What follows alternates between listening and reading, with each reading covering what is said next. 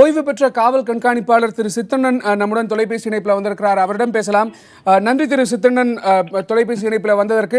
இந்த வழக்கை பொறுத்த வரைக்கும் காவல்துறையினர் முன்னிலையில் இருக்கக்கூடிய வாய்ப்புகள் என்ன? அடுத்த கட்டமாக காவல்துறையினர் என்ன செய்வார்கள்? இந்த வழக்குல இந்த குற்றம் சுமத்தப்பட்ட நபர் சஸ்பெக்ட் இவர் தான் அப்படிங்கிறதுக்கு பல்வேறு விதமான எவிடன்ஸ் இருந்ததுனாலதான் அவங்க டார்கெட் பண்ணி ஜீரோயின் பண்ணி நேற்றுக்கு அந்த ராம்குமார் என்ற நபரை கை சேர்க்கிறார்கள். கை எத்தனைக்கும் பொழுது அவர் சூசைட் பண்ண அட்டெண்ட் பண்ணதுனால சோ அந்த டைம்ல போலீஸ் கஸ்டடிக்குள்ள வந்துறாரு அவரு.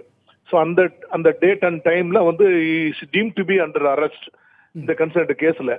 பட் அவருக்கு காயம் இருக்கிறதுனால தென்காசி மருத்துவமனையில முதலுதவி அதுக்கு அளிக்கப்பட்டு இப்பொழுது திருநெல்வேலி மருத்துவக் கல்லூரி மருத்துவமனையில் அவர் முழு சிகிச்சையில் இருக்கிறார். அவர் உடனடியாக கஸ்டடி எடுத்து விசாரிக்கிறது என்பது முடியாது, ஏன்னா அவர் கழுத்துல காயம் இருக்குது அப்படிங்கறதுனால. ஆனால் குற்ற விசாரணை முறை சட்டப்பிரிவு 167 படி அவர் உடனே ரிமாண்ட் பண்ணி ஆகணும். ஏன்னா சட்டப்பிரிவு 57 சிஆர்பிசி பிரகாரம் 24 மணி நேரத்துக்கு மேல ஒரு காவல்துறை ஒரு நபர் தன்னுடைய கட்டுப்பாட்டில் வைக்க முடியாது. அதே மாதிரிதான் அரசமைப்பு சட்டமும் சொல்லுது 22 அப்படிதான் சொல்றாங்க. அதனால 24 மணி நேரத்துக்குள்ள அவங்க நீதிமன்ற காவலுக்கு உட்படுத்தி ஆக வேண்டும். இன்னைக்கு அவங்க ஒரு remand report under section 167 CrPC அவங்க நீதிமன்றத்தில் அளித்து அவருக்கு தேவையான அந்த பாதுகாப்பு ஆஸ்பத்திரியில அவர் ட்ரீட்மெண்ட் இருக்கும் போதே அவருக்கு அந்த எஸ்கார்ட் பாதுகாப்பு அங்க வழங்கி அங்கேயே வச்சிருப்பாங்க. அந்த இமீடியட்லி டாக்டர்கிட்ட முடிஞ்சு அவர் ரொம்ப ஆபத்தான சூழல் இருந்தால் அவரிடமிருந்து வாக்குமூலம் இன் தி பிரசன்ஸ் ஆஃப் டாக்டர் ஒரு மேஜிஸ்ட்ரேட் பதிவு செய்ய ட்ரை பண்ணுவாங்க. அதர்வைஸ் அவர் நல்லாவே இருந்தாருன்னா இமீடியட்லி ஆஃப்டர் ரிலீஸ் அவரை போலீஸ் கஸ்டடி எடுப்பாங்க.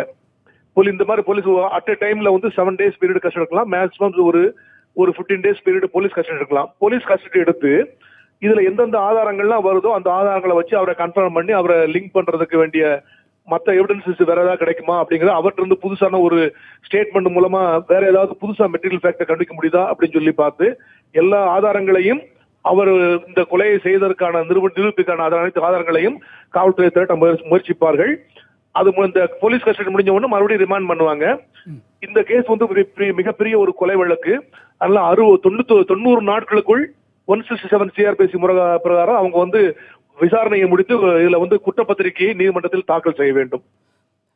திரு சித்தண்ணன், இந்த நேரத்தில் அங்கே இருக்கக்கூடிய மருத்துவமனை டீன் என்ன சொல்லியிருக்காங்கன்னா, இன்னும் ஓரிரு நாட்களில் அவர் முழுமையாக குணமடைந்து பழையபடி பேச தொடங்கலாம், அவர் காவல்துறையினரின் விசாரணைக்கு முழுமையாக ஒத்துழைப்பு தர இயலும் அப்படின்னு சொல்லியிருக்கிறாங்க. ஆக ஓரிரு நாட்கள் அப்படின்னு சொல்லும்போது இந்த விசாரணையில் அவரிடமிருந்து வாக்குமூலம் பெறுவது தாமதமாவதற்கான வாய்ப்பு இருக்கிறதா? அடுத்து காவல்துறையினர் என்ன செய்வார்கள்? முக்கியமாக அவரை சென்னை அழைத்து விசாரிக்க வேண்டியது அவசியமா? கண்டிப்பா. ஏன்னா இங்க அக்கரன்ஸ் நடந்தது சென்னையில தான். சோ இப்போ அங்க திருநெல்வேலியில நீதிமன்றத்திலேயோ அல்லது தென்காசி நீதிமன்றத்திலேயோ அவரை ப்ரொடியூஸ் பண்ண மாதிரி ஒரு ரிமாண்ட் ரிப்போர்ட் அங்கேயே கேட்பாங்க. இந்த லோக்கல் போலீஸ் இன்வெஸ்டிகேட் பண்ற போலீஸ் இப்ப தென்காசியில வச்சு அரசு பேசினா தென்காசி நீதிமன்றத்துல டைம் பீயிங் ஒரு டெம்பரரி ரிமாண்ட் அங்க வாங்கி அந்த ரிமாண்ட்ல அவருக்கு காவல்துறை இதுல ஹாஸ்பிட்டல்ல ட்ரீட்மெண்ட் இருக்கும் போதே அவருக்கு பாதுகாப்பு கொடுத்து போலீஸ் கஸ்டடியில இருப்பாங்க. நீதிமன்ற காவலில் போலீஸ் பாதுகாப்பில் அவர் அவருக்கு ட்ரீட்மெண்ட் கொடுக்கப்படும். 1 or 2 daysல டிஸ்சார்ஜ் ஆயிட்டாங்கன்னா அதே நீதிமன்ற உத்தரவு பிரகாரம் 7 days ஏதாவது கொடுத்தாங்கன்னா அப்படியே கொண்டாந்து இங்க லோக்கல் நீதிமன்றத்துல இங்க சென்னையில உள்ள நீதிமன்றத்துல அவரை ப்ரொடியூஸ் பண்ணி அதுக்கப்புறம் தான் கஸ்டடி வாங்குவாங்க. அவங்க அந்த 1 or 2 daysல அவரு அண்டர் ட்ரீட்மெண்ட், அதுவும் கழுத்துல ஒரு காயத்தில் இருக்கும் போது போலீஸ் அவரை தொந்தரப்படுத்தி வாக்குமூலம் பதிவு செய்ய ட்ரை பண்ண மாட்டாங்க. ஆனாலும் ஃபர்தரா அவரு ஏதாவது மறுபடியும் மேற்கொண்டு ஏதாவது முயற்சி பண்ணக்கூடாது, வேற யாரும் அவரை மீட் பண்ணி ஏதாவது ட்வீட் பண்ணக்கூடாது அப்படிங்கிறதுல போலீஸ் ரொம்ப எச்சரிக்கையா இருப்பாங்க.